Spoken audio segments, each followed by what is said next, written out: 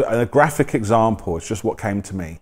You're a heroin addict and you have a very strong craving. You can inject yourself with heroin, which is to rely on heroin and all of the serotonin and dopamine it produces. You rely on that. This is a graphic example. Or you leave it as it is and you rely on awareness and you go through all the cold turkey and the suffering as awareness.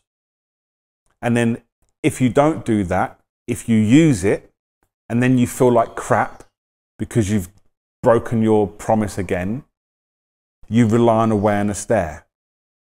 So you don't beat yourself up. And over time, I've found in my life, I never had an addiction like that, but I have had many, all of my addictions have slowly subsided, either through the compassion of forgiveness as awareness after I've used, or as compassion, as freedom in the face of cravings before I consume. I mean, I'm talking cigarettes, food, junk food, you know, I've never been addicted to more harder things, but all addictions are the same thing. An addiction is simply not relying on awareness and seeking an antidote. And then the point of me sharing that was when I did that arm, I was like, I am 100% committed to relying on awareness with everything. And I'll just say a couple of more words on that. I came up with a way to integrate other healing practices into my life. And certain people are great with them. And certain people here are great with them. I call them non-harmful antidotes.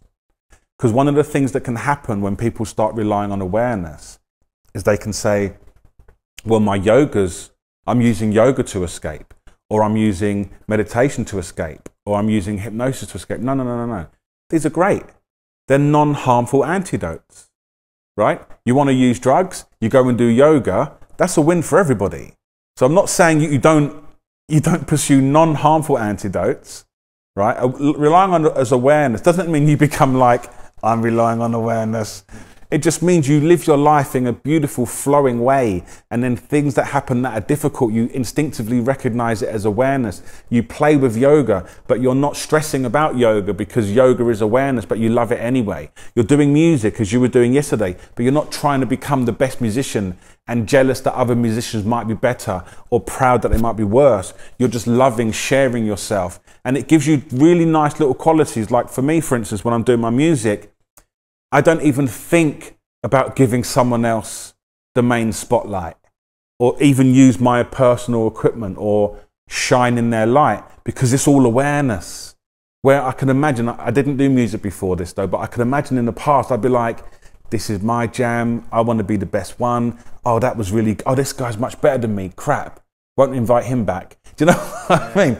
All of this noise, right? It just goes away, and it's just an open welcome to all things, and you rely on awareness. And that's what I'm talking about. It's not a rigid like anal compression. This sounds really weird. It's a complete relaxation.